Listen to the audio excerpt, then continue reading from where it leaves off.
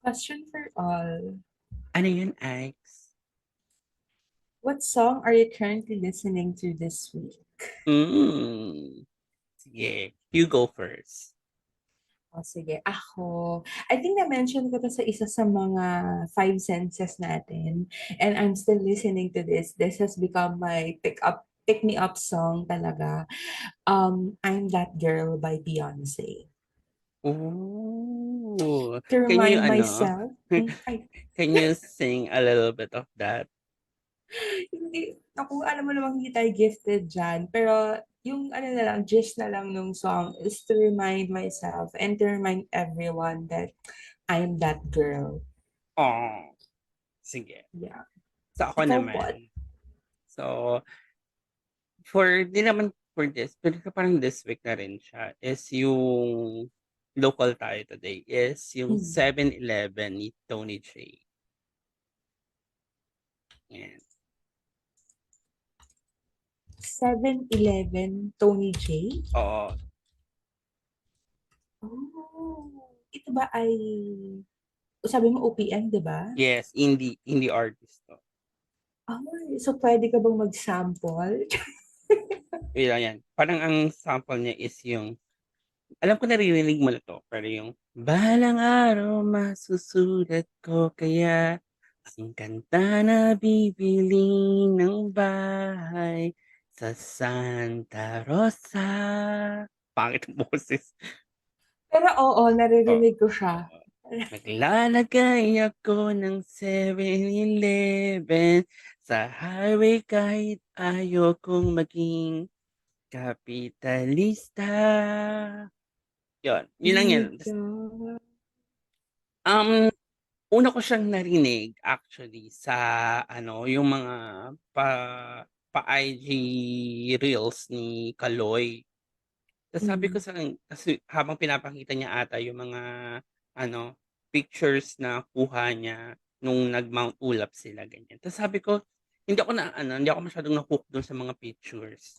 Tapos naano ko dun sa kanta. Hindi, pero magaganda. Oy, in all honesty, sorry. Ang gaganda na ng mga kuha ni Kaloy sobra. As in, Yes, yes. super, na siya, super, alam mo, makikita mo na yung passion ni Kaloy dun sa photography ng, niya, film photography na pinipili niya ngayon. Tapos, pero, Yeah. bamat tayo dun sa kanta. Parang, iba kasi yung, yung vibe ng kanta, hanggang sa, alam mo yung, ano, minsan kasi sa vibe ako yung sa beat, sa vibe, sa flow Mm. ng kanta ako una nahuhukay. Pero nung binabasa-basa ko na yung lyrics, sabi ko, wow, ano pala to, no? Napakagaang lang niya, pero parang ang lalim pala nung gusto niyang iparating dun sa kanta niya, ganun, ganun. So yun, natuwa lang ko. Pero feeling ko ano rin din naman 'to, meron kasi akong time na sobra ko na-appreciate yung kanta, pero eventually 'pag nakikita ko na or napapansin ko na ang dami ng nakikinig ganyan-ganyan, biglang nawawala yung interest ko, ewan ko. May gano'n akong ugali. Like, ang example ko diyan is yung Raining in Manila ng Mm. Lolo Amor. Sobrang kinakanta ko pa sa banyo yun. Pero nung feeling ko ang dami ng kumakanta, ganyan-ganyan, sabi ko ganyan, "Oh, ayoko na nito." Uy, Ko gatekeeper ka pala. Oo, ay pero actually totoo, may gano'n akong ugali na kapag sobrang sikat na nung kanta or sikat na nung tao, ganyan-ganyan, biglang ayoko na.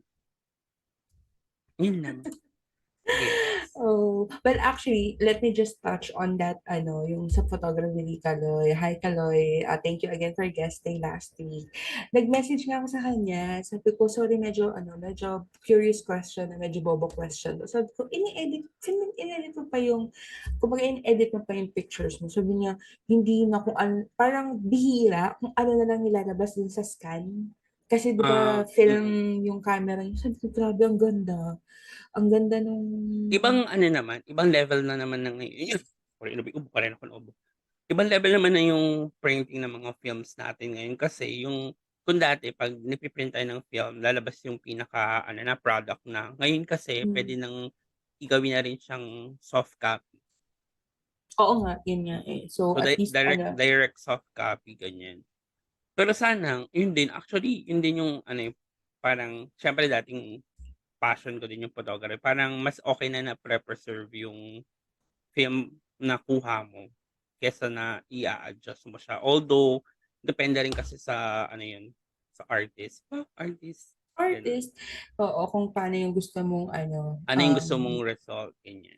Yeah. color nung picture. So yeah, wala. Na-mention ko lang yan. Hi, Kaloy. So anyway, so pwede kaya sa question for all intro natin. Wala. Yeah! Kaya naman talaga song ang pinapakinggan natin because again, tayong dalawa mahilig tayong makinig ng music when it comes to especially OPM. Pero for today's podcast, ang pag-uusapan natin yung mga songs of our timeline, of our Ooh! lives, diba? So When bawat you era say natin. when you say timeline, paano yung ano mo, paanong timeline? Parang ano ba, Avengers timeline, gano'n? Hindi naman? Oo, kasing komplikado ng Marvel Universe. Charot, hindi Oh! naman. So let's start with childhood. Ano yung Okay. song ng childhood days mo? Then high school. Uy! High school. Tapos, feeling ko dito tayo magtutugma sa high school eh. And then Yeah. college. Tapos yung adulthood, medyo i-ano natin siya, i-hatiin natin siya. So right adulthood, right after college, and then adulthood now. Ano yung Hmm. song ng buhay mo sa mga era na 'to, Pero puwede namang Kelly? multiple answer dito Oo 'no? naman, oo naman, oo Okay, naman. so go. Siyempre start tayo sa childhood. So, sino mauuna? Sige, ako na yung mauna. I'll go Okay, go. first. Oh my God. So sabi mo, multiple songs naman 'to. So, ang childhood era song ko would be kantahin ko nga. Ay taray. Kami okey. Kami narito, asahan niyo, yung theme song ng Magic Night Ang Ray kilikili Earth. ko.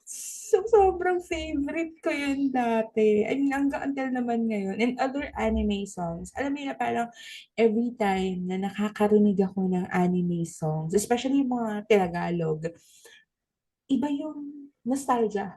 Nostalgic talaga siya for me. Like, like, for example, recently narinig ko yung theme song ng Slam Dunk. Parang may carpool ako na yun yung tugtog nagsuscroll siya sa TikTok. Tapos, it immediately brought me back sa days na nagmamadali akong umuwi sa hapon para maabutan ko yung Slam Dunk. Kasi yung Slam Oo. Dunk, di ba 20 minutes lang yun, pero grabe yung commercial. Grabe yung paghati Slam ng dunk lang ba? commercial. Parang lahat naman. Parang lahat, pero yun. So, alam mo yun, ang dami niyang, tapos kapag dati, yung mga, di ba may mga anime sa umaga? Mm. Parang before kami sunduin ng service namin noon, kailangan parang nakakain ako kasi dapat mahahabol ko pa yung mga anime. Not really anime, pero ang natatandaan ko ay hindi anime si Sedi eh, pero yun, si Sedi. Yun yung pinaka-natatandaan ko na dapat nakakain na ako and all para pagkatapos ng Sedi, tsaka na yung darating na yung service namin. Ganon. So that's my childhood ano. Actually, may isa pa, sorry. Go. Naalala ko lang din to, kani-kanina lang eh.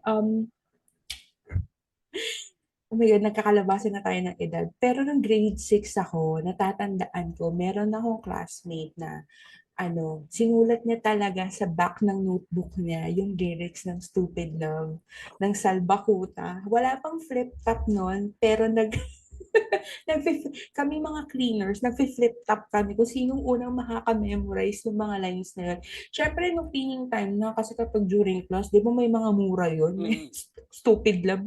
Baka i-guidance kami ng teacher namin. Pero very yun, core memory yung stupid love. Kasi isa ako sa mga naunang naka-memorize nun. Char. And So, may malap kasi yan. so, ayun. Ikaw po, what's your childhood Yeah. era song? So, ako, siguro ng bata ako yung damay ako dun sa era ng mga, "Anak, may bisita, kanta ka." Mga gano'n, oo, kasi feeling nila napakaganda ng boses ko, napaka-talented ko. Pero take note ha, or gusto ko lang masabi na nung elementary ako, nag-choir ako sa school at saka sa simbahan. Pero very minimal lang kasi nga ano, andun ako sa level na kailangan ko sumama sa nanay ko sa tindahan kasi walang kasama yung nanay ko. Anyway, dalawa yung song na talagang nagmo-mark ng childhood na elementary days level kung ganyan. So yung number Mhm. one ko is lagi itong dalawa talaga 'tong pinapakanta sa'kin sa videoke. Yung number 1 ko is yung Wish. Hindi Wish basta, yung Wish kailangan kakantahin natin pala yung kanta. Yung Wish, take me by your hand and wish that it couldn't fine. Yun, grabe. Alam mo, paulit-ulit na pinapakanta sa'kin yung Wish na yun, lalo na yung mga duling, Starry, starry night, starry night, mga gano'ng level, yun. Yung Wish na hindi ko alam kung sino yung kumanta. Tas dati sa ulo ko yung number niya sa videoke. Tas kinakanta ko talaga lagi yun lalo dun sa ano tindahan ng tiyahin ko dati meron siyang pa-videoke dun, yan. Tuwing nagbabantay ako dun, 'pag mga bandang hapon kakanta na ako dun, yan. Tapos yung isa naman eto medyo naging part 'to ng pagiging isang parang sa artist na medyo naging hindi naman idol or hindi naman naging fan, pero marami akong napanood din na pelikula niya, na medyo na ano na ako, medyo nakalimutan ko lang din. Ito yung kanta ni Nora Honor, yung ano, sinong bayani, sino ang kaawa-awa, kami bang halos ang buhay ay ialay sa bansa. Grabe, alam mo todo bigay pa ako 'pag kinakanta ko sa videoke yung kahit konting awa. Tapos ewan ko ba ano ko mga floor contemplation level ever, gano'n. So yun yung ano ko, yung mga kanta ko more on beat. Actually dati nag-aano rin naman ako ng mga Whitney Houston, Mariah Carey, dun ayun yung mga humubog sa aking ano kabadingan, yung mga mga babaitang yan, yun. That's all. Pero Yeah. naranasan ko rin naman yung mga ano, yung mga Salbakuta era, mga Kawago era, ganyan, ganyan. Pero hindi ako masyado na-hook doon. Sorry, as a Parañaque girl. Yes! Alam mo Dahil mga naman, taga-Donggala lang ang mga ano, Donggala salbakuta. Donggalo Records. Okay. How about your high school, Ike? Siyempre dito talaga nagtagpo ang ating ano, dahil tayo ay high school schoolmates, ganyan. Yeah. Ito nga, sabi ko nga sa'yo kanina, I think dito tayo magtatagpo. Although hindi to evident sa akin kasi hindi naman ako nag-dress up like this person. But ang high school day song ko would be Complicated by Avril Lavigne. I think complicated nga eh. Complicated ba? Sorry, sorry. Hey, chill out. But yeah. Actually, yan din, Skater Boy. Kasi di ba nung high school tayo, Mm. alam mo Yu yan, uy, yung mga cutie. ang favorite na kanta ko ni Avril is yung I'm With You. Oo, oo, oo, oo, ang ganda nun. Tapos ang naalala ko tuloy yung feeling ko pa nung one time nag-MTV ako kasi basta It's a Damn Cold Night, yung video nun, yung naglalakad lang siya. Oh. Mm. Anyway, yeah. Um, yes, so I think yun nga, panahon kasi natin yung panahon kasi na yun, is sakto ng boom si Avril Lavigne and everyone wants to be like her. Like, di ba, the skater girl na Oo. pretty, tapos straight hair, na skinny lang, di ba? Na parang, tapos eyeliner, kasi because Yung medyo eyeliner lowlaw na days. shorts. Na shorts, tas yung may metal, yung may metal na belt. Pero, and yun nga, yung mga skater boys, alam mo yan, may mga cute magda-drop names pa tayo, pero may mga taga-GG plus na mga skater boys na Ako si cutie. ano talagang crush ko na scare boy, si Alexis Cortez. Ayun na nga, ang Hmm, i-name drop ko dapat. Hi, Alexis. Kung akala mo naman, pero, mm. but yeah. Si Alexis na, pinsan ni Monmon. Oo, pinsan ni Monmon, oo nga. 'Pag Na minsan mga skater boy din. oo, 'pag dumadaan ako minsan dun nakikita ko rin si ano, si Ramon dun. Ayun, 'di ba doon tumatambay yung mga skater boys. So yun nga, complicated. I think as the word implies naman, high school life is very complicated.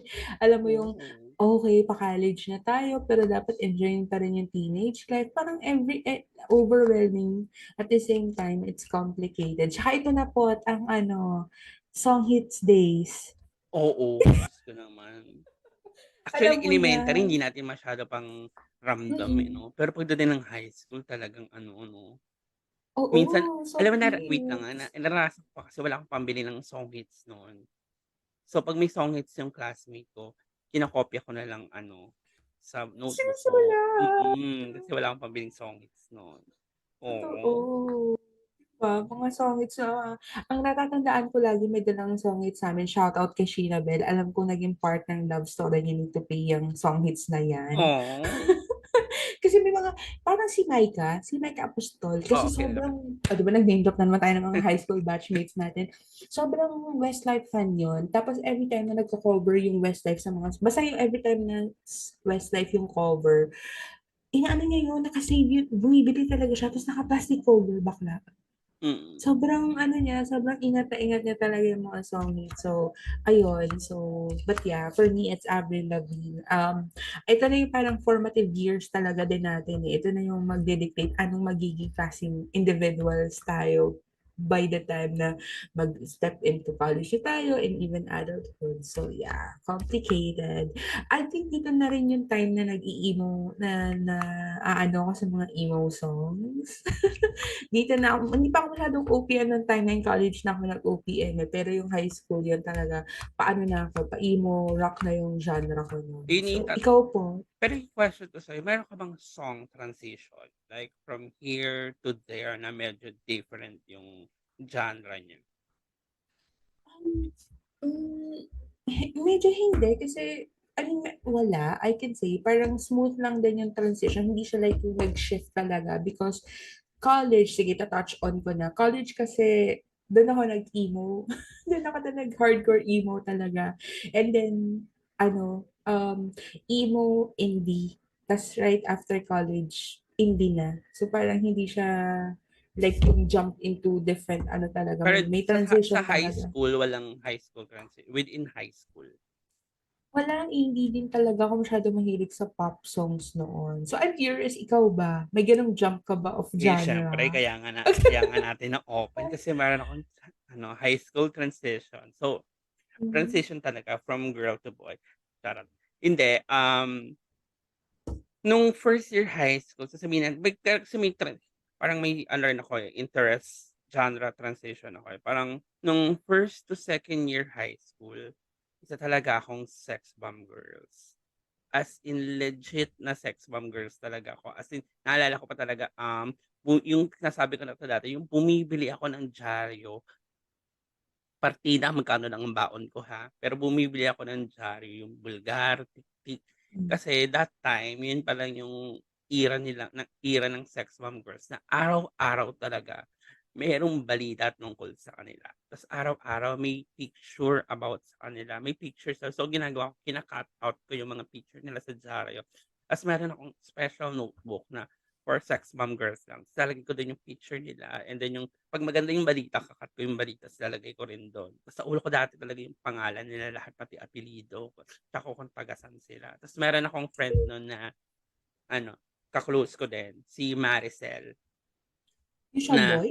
hindi si ano, hindi iba yun, ibang Maricel Ah, 'to, okay. yan. Tas everyday din kami nagpapalitan kami ng mga, "Uy, ikaw ngayon ang Bulgar ha, ako ang Tiktik." Tapos si ano ang News Pinoy ngayon, mga gano'n levels, palitan kami ng diaryo.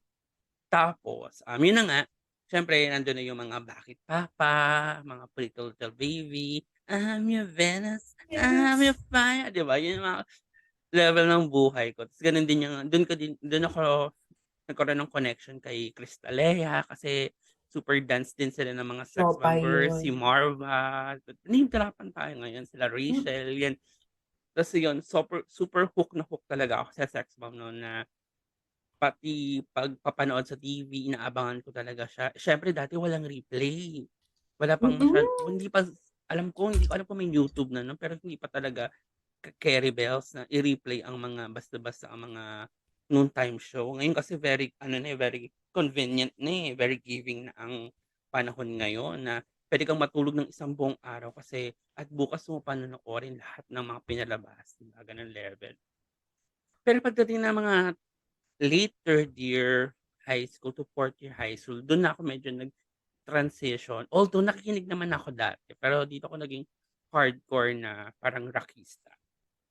So dun ako nakikinig ng mga locals like Urban Dub, Greyhounds. Dun na rin nag-change yung outfit ko like from pokpok pok-pok girl to very emo to very punk. Actually, hindi ako emo, eh, punk kasi talaga yung genre na kuha ko, like super black, eyeliners, hangga't maaari ano, itim ang cutex sa kuko, lahat ng gamit ko black, gano'n level. Ta's do'n na rin ako nag-start na magpunta ng mga gigs, ganyan. Ta's sa mga pinakinggan ko nung mga Typecast, Greyhound, sa mga Doble Cara, yung mga ano, ubusan ng Mm. boses talaga.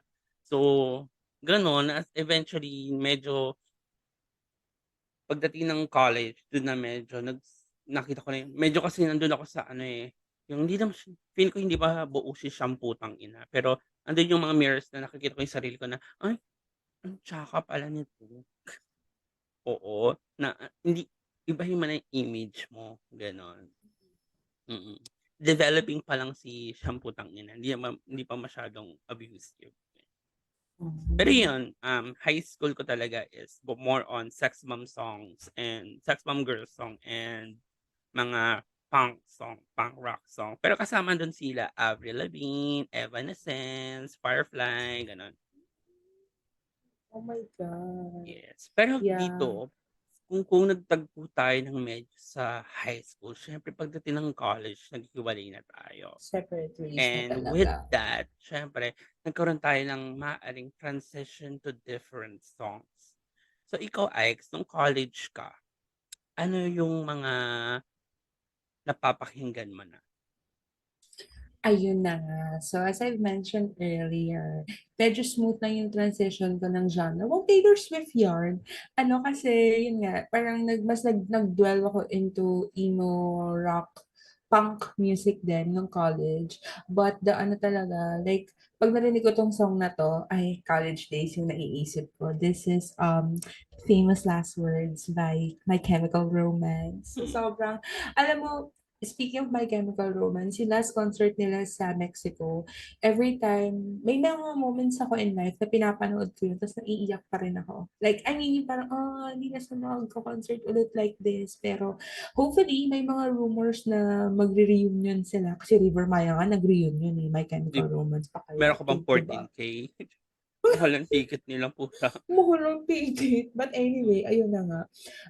At saka na every parang this song also reminds me of our jamming sessions. Hindi naman, again, hindi ako singer, pero may friend ako si Rox, yung na-mention ko na friend ko si Rox. Every time na may meron siyang bagong song na nagustuhan niya, gagawin namin, ako tsaka siya, tsaka si Mer,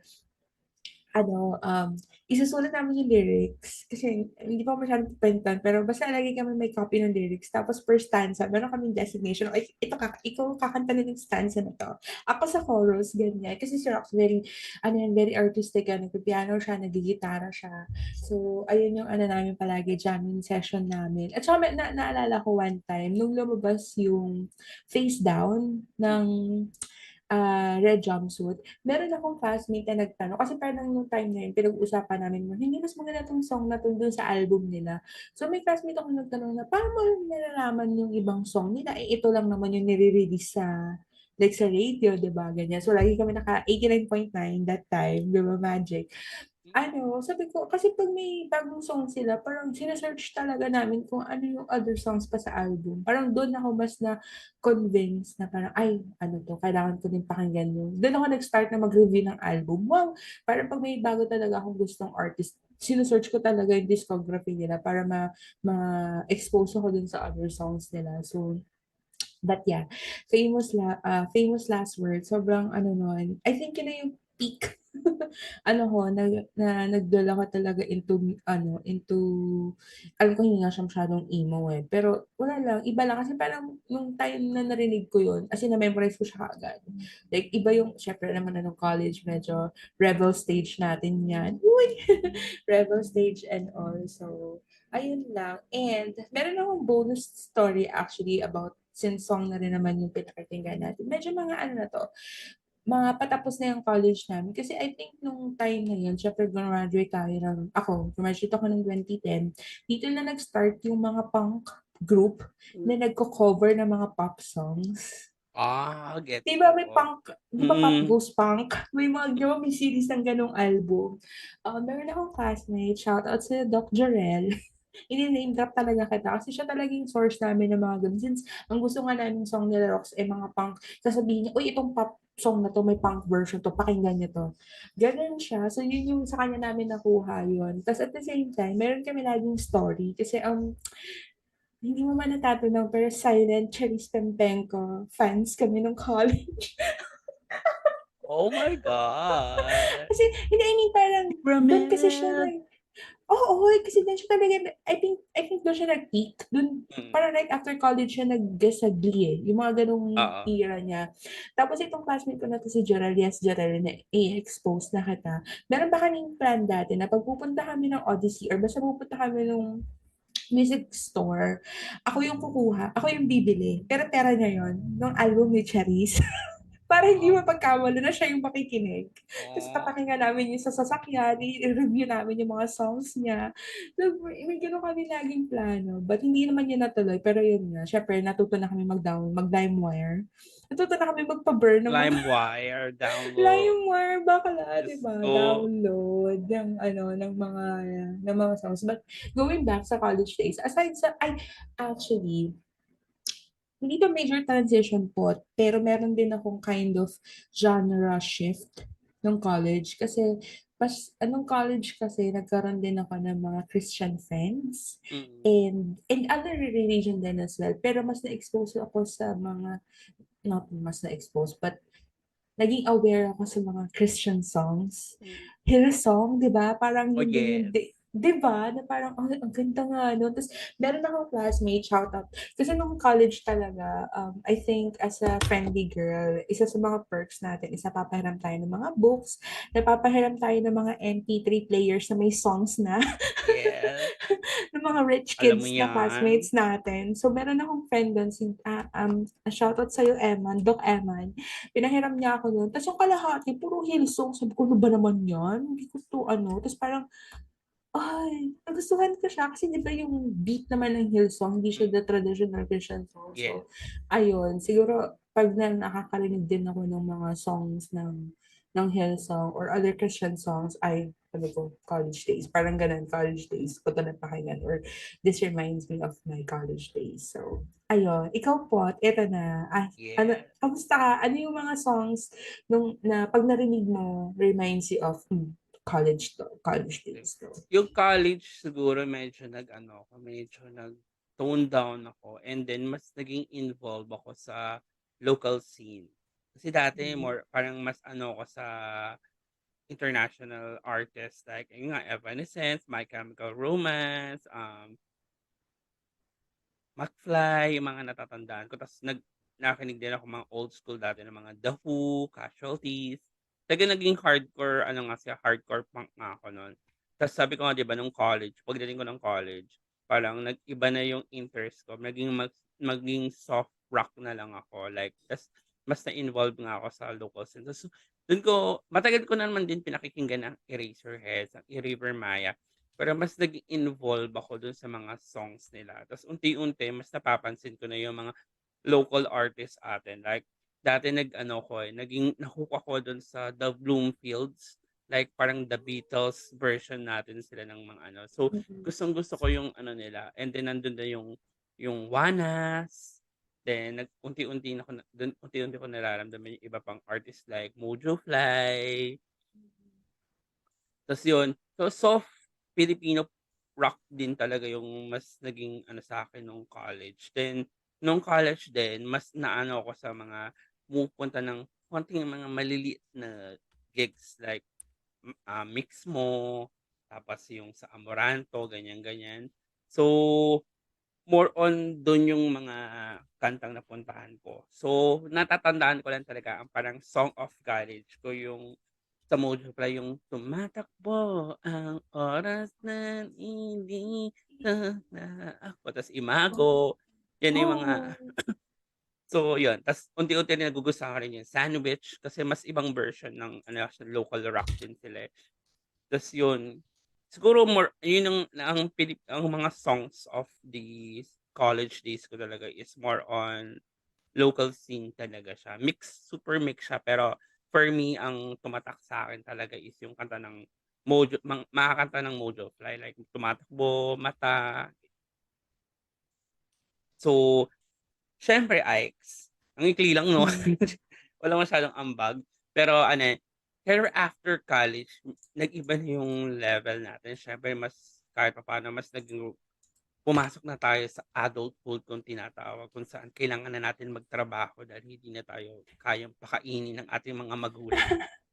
Tayo ay 'di ba nga sa ano nga, naalala ko sa ibang bansa or specifically sa US kapag 18 ka, parang hindi naman required pero kailangan mo na talagang mag-move out kasi nga Mm. adult ka na, gano'n level. So, tayo siyempre sa adulthood kailangan lang naman natin magtrabaho na.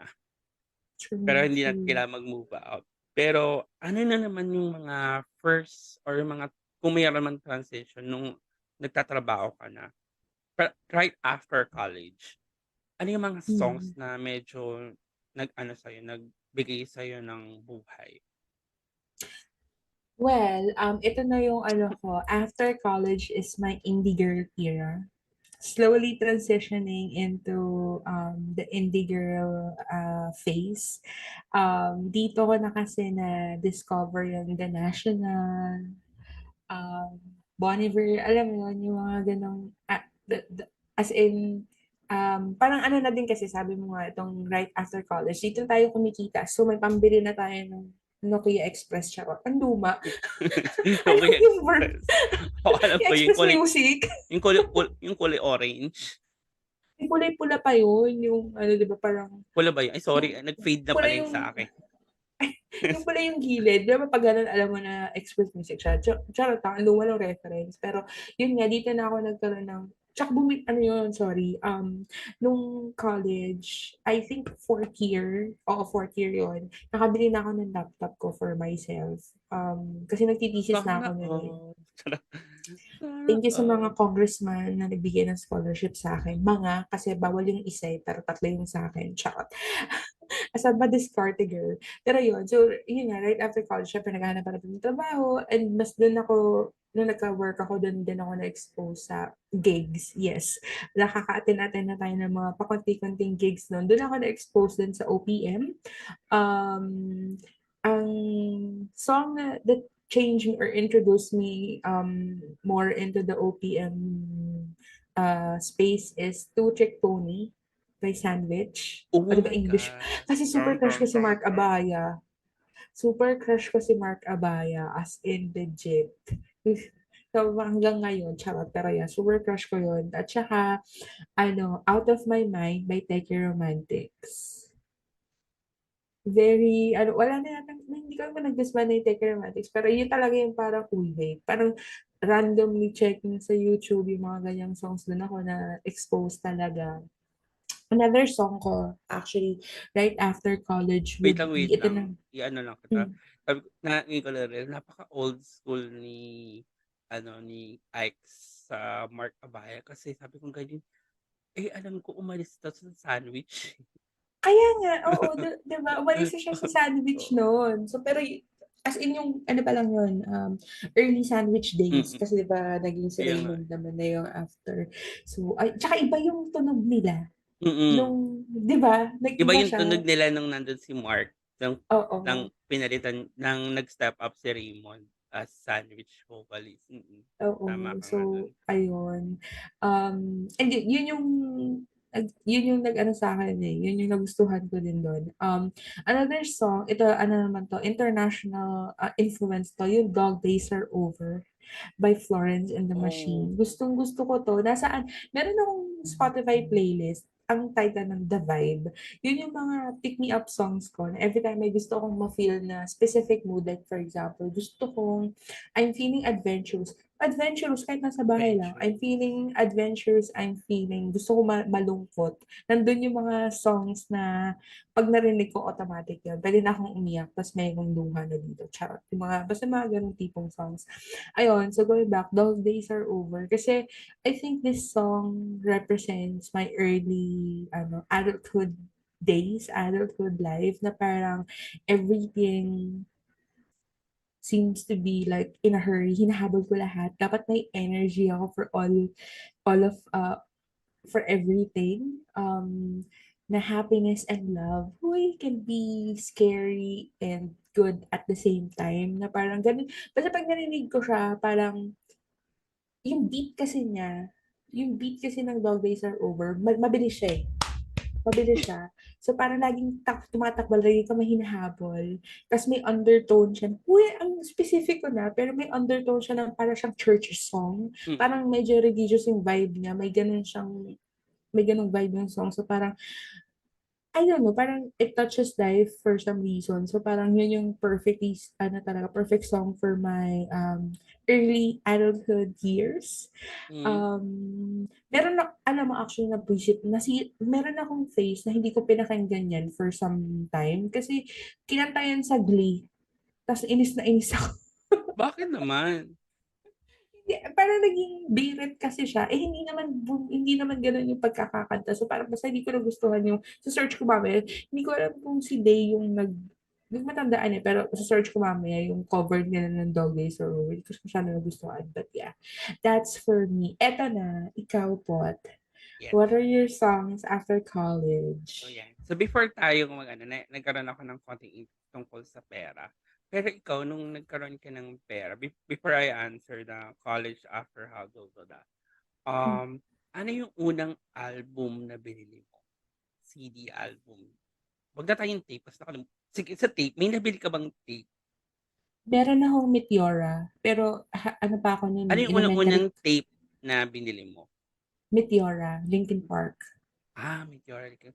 Ay, medyo High school yun, high school. Meron ako noon. tatawanan yung akin, Sex bomb yun? Hi hindi Ano? sex bomb yung una ko, pero bumili ako ng sex bomb. AGs. Ano?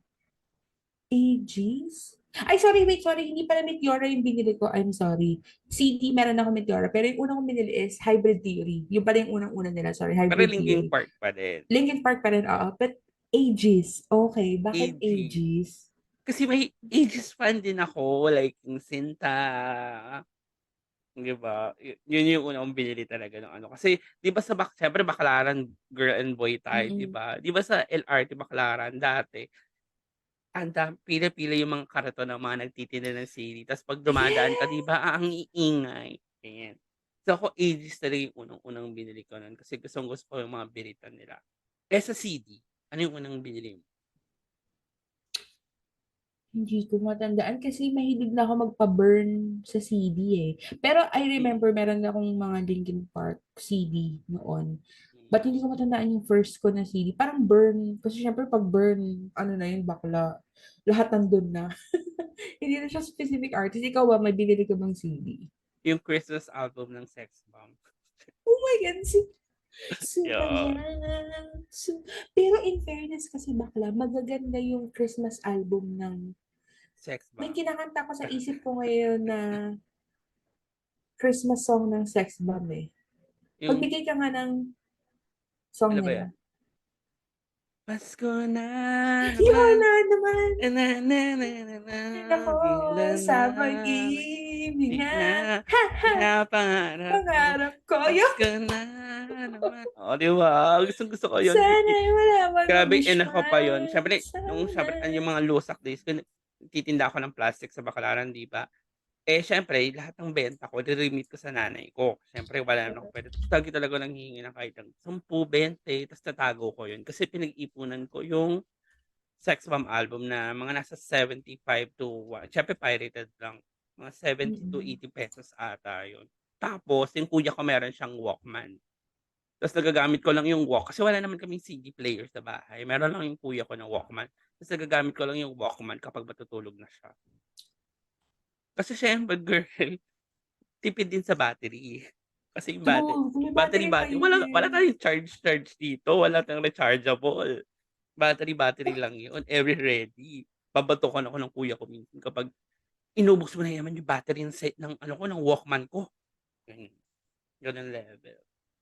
Anyways, um, yung after college ko like you, medyo ano ako naging siyempre na hindi pa masyadong gano'n kapera siyempre. Pero ano din naano na ako, na-expose na ako sa mga indie artists, pero local din. Like dun ko na rin na mas napakinggan ko na nga yung mga Sandwich, tapos nakikinig na ako Hmm. ng ibang ganyan. Pero between that siyempre na ano ko na naman siya, ng mga siguro 2 years to 3 years or 4 years after college. Ang haba ng pinunta, 'di ba?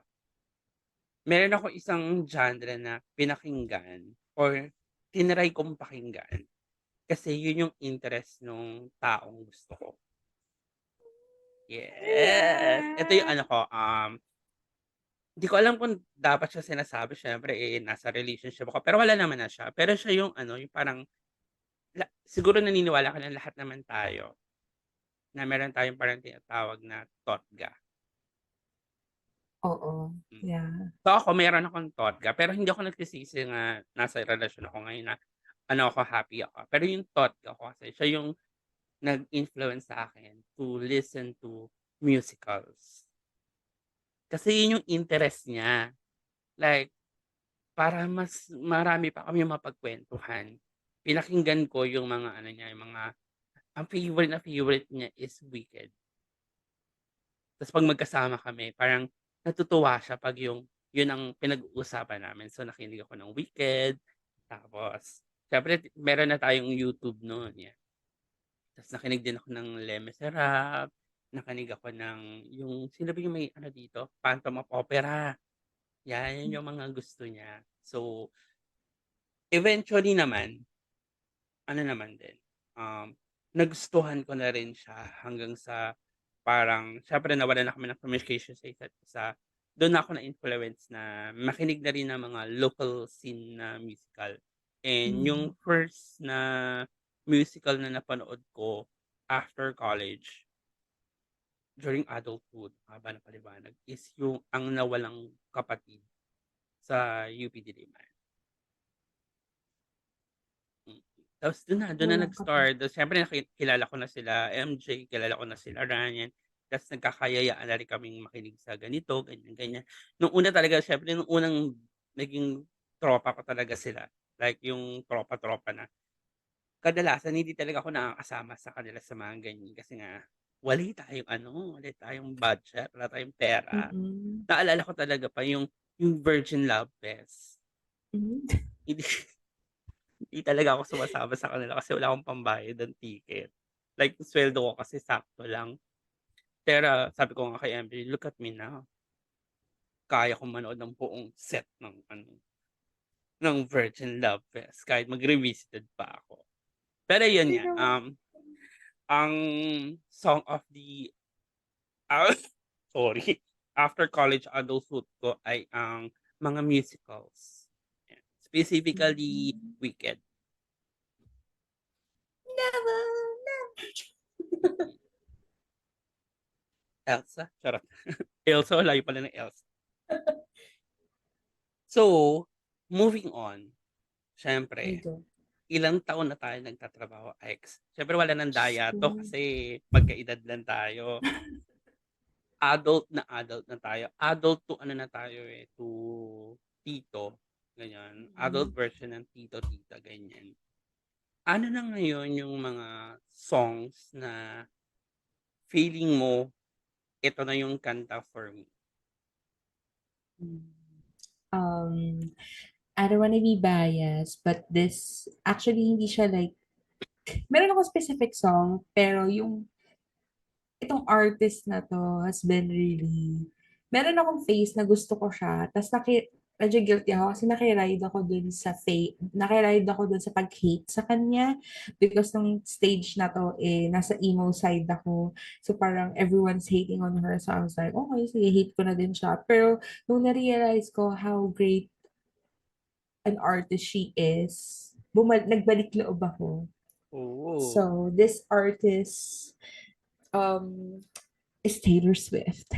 So, Wait lang, may question pala ako before you answer. Bakit ano ba yun, sorry. Ano yung stage na hinate mo si Taylor Swift? For may context stage, lang. merong stage put na parang it's cool to hate on Taylor Swift. I think this rose nung nag-shift siya from country to pop. Kasi everyone is, bakit ka ba mag-cross ng, bakit ka mag-change ng genre? Na parang gusto mo lang talagang sumikat. Which is, gusto niya talagang sumikat, kaya niya ginawa yun. And she did it successfully. Diba? Mm. So, ayun. Pero yung specific song from Taylor Swift is Clean. On her from her album 1989, because you and I are born in 1989, so very close to my heart itong album na to. Wow. At the same time, this was yung unang version kasi, for context po, 'di ba merong Taylor's version, aware ka naman dun, so bakit may Taylor's version siya ng mga kanta niya, no? Oo, kasi dati 'di ba, ay iba wala siyang ano, ewan ko, sige paliwanag mo na lang. I mean, yung mga albums niya kasi, yung rights nun, although kumikita siya from it, yung main rights nun, binili ng isang tao na di niya gusto. So, kumbaga parang hindi 100% yung rights niya sa mga kantang sinulat niya na Hmm. about sa buhay niya. So, para mabalik sa kanya yung rights na yun, and hindi din kasi siya inalaw na na bilihin yun, ginawa niya, nire-record niya yung mga album na yun. So, for now, with the 1989, dalawang album na lang yung kailangan niyang i-re-record para mapasa kanya lahat ng kanta niya.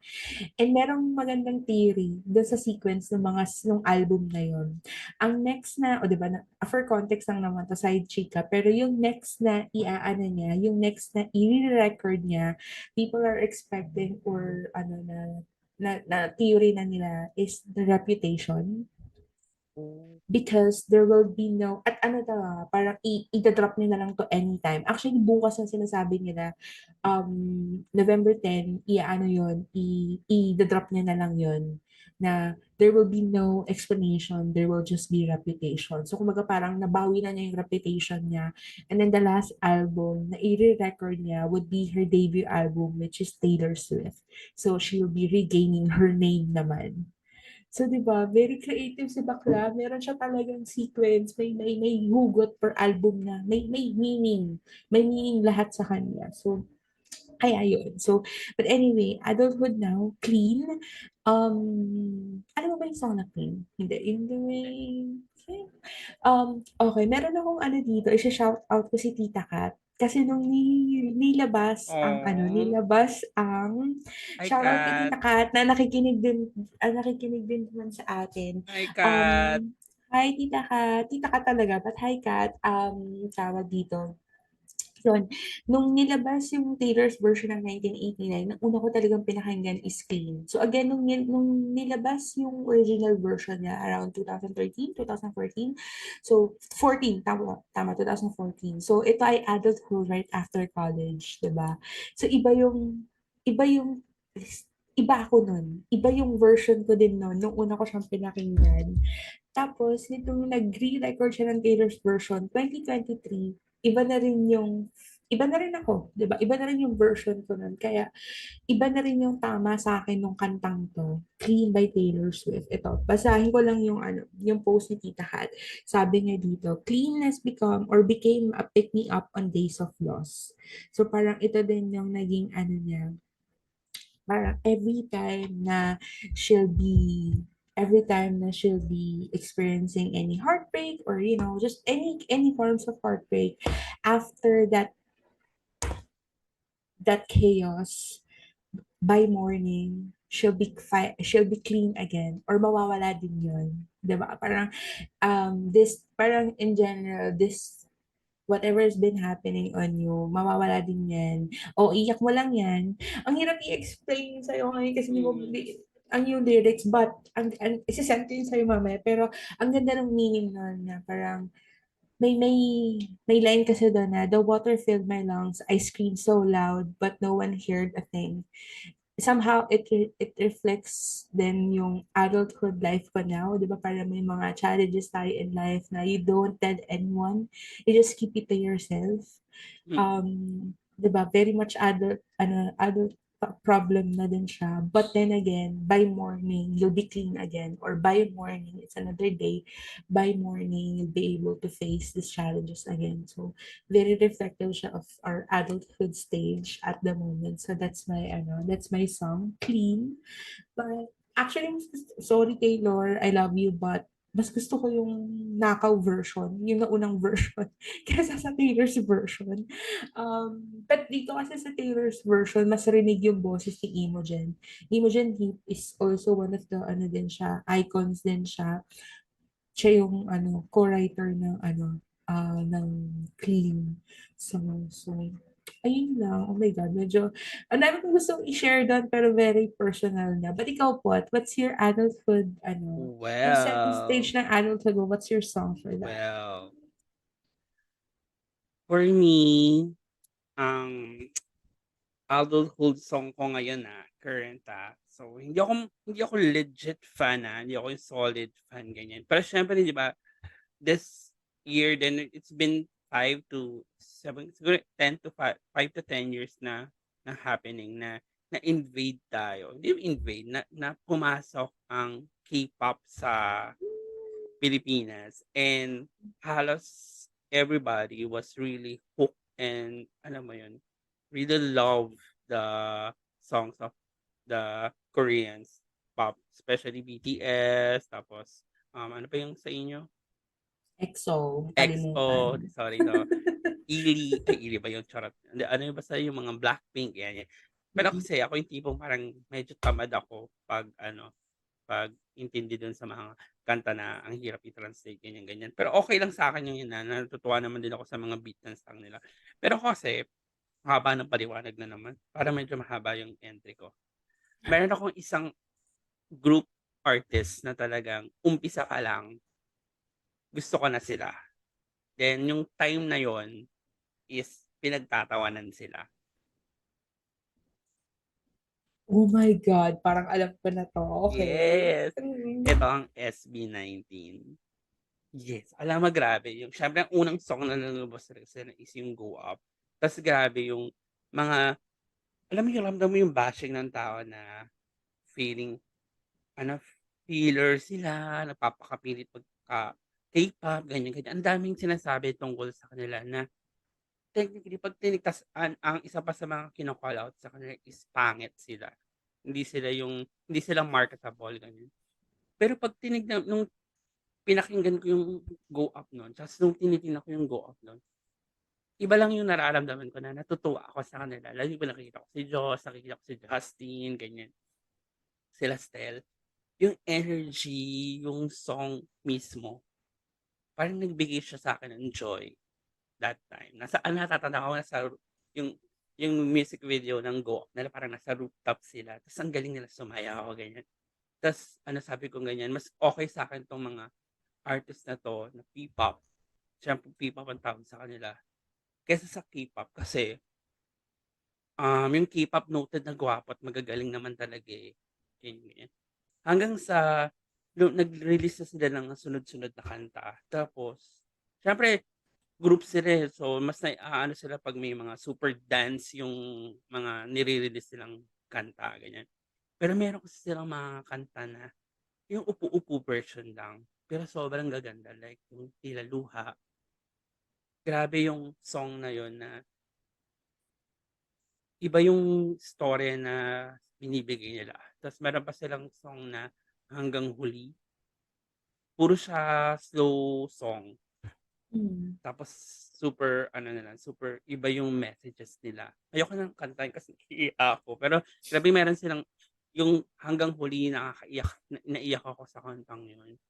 Tapos meron silang kanta dun sa bago nilang album yung Ikako, parang ikaw at ako, Yes, alam ko grabe yan. sobrang ano. Mm. Tas so sa SB19 version mas gusto ko yung mga slow song nila.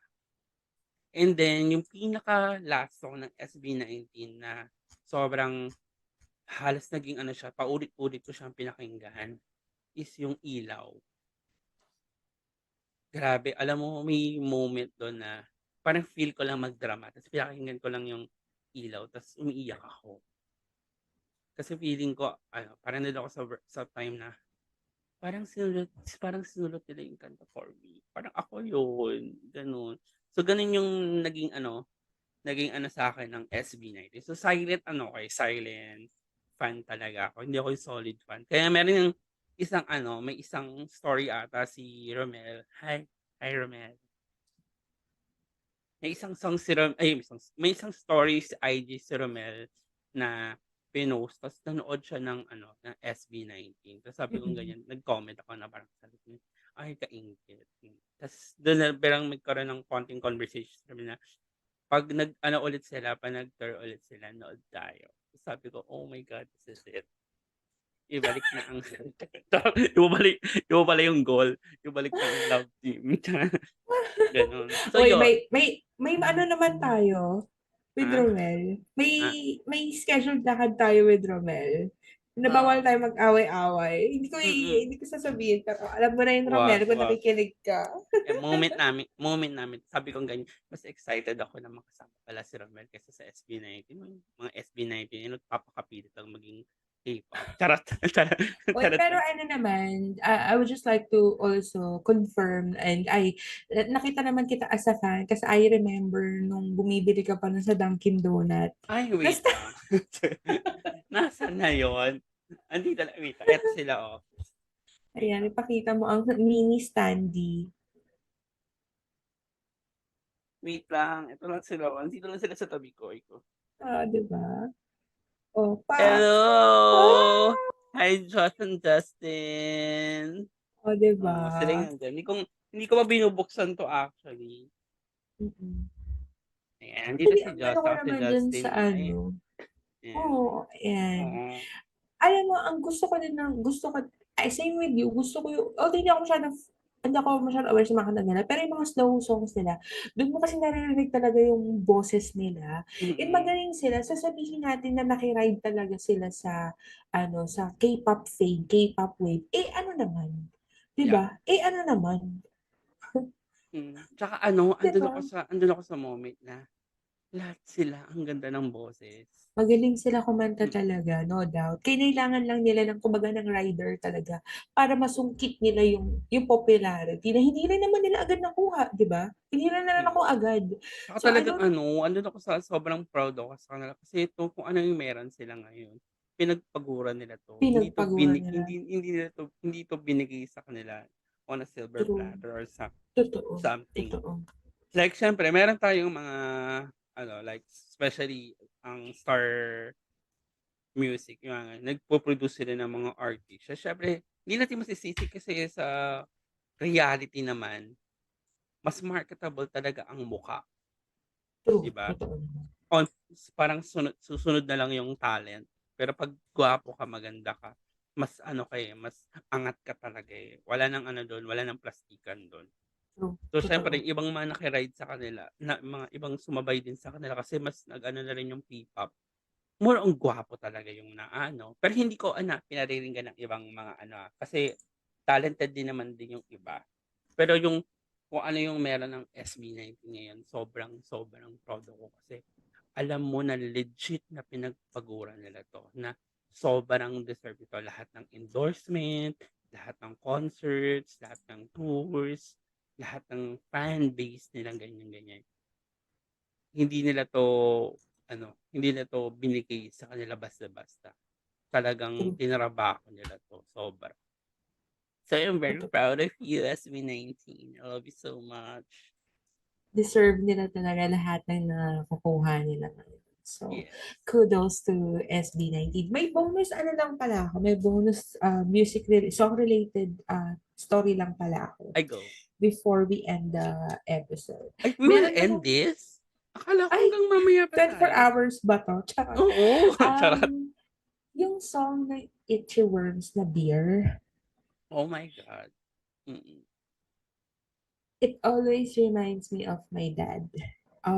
Nung wake kasi nung daddy ko, isa sa mga request niya is dapat laging may tugtog na music kasi mahilig sa songs. Kasi my dad is also, sa kanya yung sa kanya yung artistic side, sa kanya ko nakuha, ewan ko, alam mo naman. Pero he plays the piano and he sings din naman. So sobrang ano siya. Tapos gusto niya may tugtog. Eh nung time na yun, wala kaming parang hindi namin alam kung anong papatugtugin. Parang, sige na, radyo na lang. Tapos buong, di ba, 1 week yung wake. May tugtog na ano doon, may nakabukas na radyo na hindi siya pinapatay. Basta laging may radyo nakabukas. Tapos ilang beses pinapatugtog yung beer. Tapos pinapatugtog yung beer ng Itchy Worms kapag kunwari kami lang yun nandun, tapos walang ibang tao. Basta lagi namin siya naririnig. So every time na naririnig ko yung song na yun, it brings me back dun sa mga days na yung mga final days namin with him. So parang ang ironic kasi yung about sa inuman at pag-ibig yung beer na yun. Pero Mm. yun, wala lang, very mahal na mahal ko yung beer ng Itchy Worms. And even Itchy Worms, grabe, magaganda din naman yung mga songs Mm. nila, diba? So, Meron na ayun lang. akong Ikaw ano, ba eh, po? meron na wala na siguro pero mag-aano lang, magti-trivia na lang ako sa Itchy Worms. Kasi siyempre nga sabi, 'di ba, super local ako nung ano, may local Mm. era ako. So, alam mo ba ang history kung bakit Itchy Worms ang pangalan ng Itchy Worms? Sasabihin kong, oh bakit? Kahit alam ko yung reason. Oh bakit? Sige nga, tingnan natin kung bakit. Kung tama. Kasi di ba mga Ateneo sila. Yeah, And like, may parang when they're, I don't know, making tambay or anything, parang pinipesto sila ng mga itchy worms, aka higad, oo. na nahuhulog sa puno. Tama Oo, ba? oo, tama. Ayoko na nga, bahala ka sa buhay mo. Tapos sinabi mo lang hindi mo alam, Kaya, kakasar. sinabi ko nga, hindi ko alam, diba? Tapos sinabi mo naman, oh, sige, di ba? Dito pa tayo mag-aaway. Ewan ko sa'yo, bida-bida ka. Babay na nga. Charot. Eh, binibida ka rin naman, kaya nga friends tayo. Well, So, ano ba, wala na. Ubos na yung mga kanta natin. Oo nga So, eh. But how do you want anyway, to end this podcast? so I want to end this episode um with A a song? question for with a Oo, song. sabi mo, I want Kakanta to end this talaga podcast ako. with a song. With a song. I want to end this podcast with a question for our listeners. Ikaw, ano naman ang song, ang life song mo, or ano yung song na magde-describe sa where you are right now? O, di ba? Ikaw ba po? May mga tanong ko sa kanila. Yan na rin yung poll question natin. Ano yung ulit yung tanong? What's your life song? Yun na lang. What is what is your life song? Hmm. Mm. Well, sila yung sasagot, hindi na tayo. Ang dami Yeah, na sila nating na i-answer. sasagot niyan. Well, thank you very, very much, Alex, for this time. And thank you, Maano, Mike. Charot. Thank you, Potes Guerra Mike. Nasa akin na. Sorry, gusto ko lang palang mag-sorry doon sa mga, hindi ko na send sa'yo yung mga feedback, pero yes, ang pangit ka daw nung mga, may airy something nung sa Oo nga eh. previous Parang episodes natin. ang lumalabas kasi parang sinasabi bida-bida daw yung Solo nagiging, podcast ka nagiging daw. monologue daw. Oo, I think worn out na kasi yung headset ko. Sa work kasi yun. Uy! Pang work ko siya yun. Yan Pero kasi. at least now, I think okay na. Thank you so much, Pot Esguerra, for sponsoring. Yes, and tingnan mo. Hello. Ay, nag-iiba-iba yung kulay. Ano yan? Ano yan? Ay, Ano yan, Ike's? Hindi kita bida-bida masyadong marinig. talaga. Hindi kita masyadong marinig. I'm sorry. Well, this has been Pot.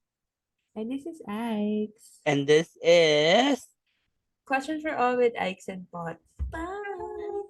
Bye-bye!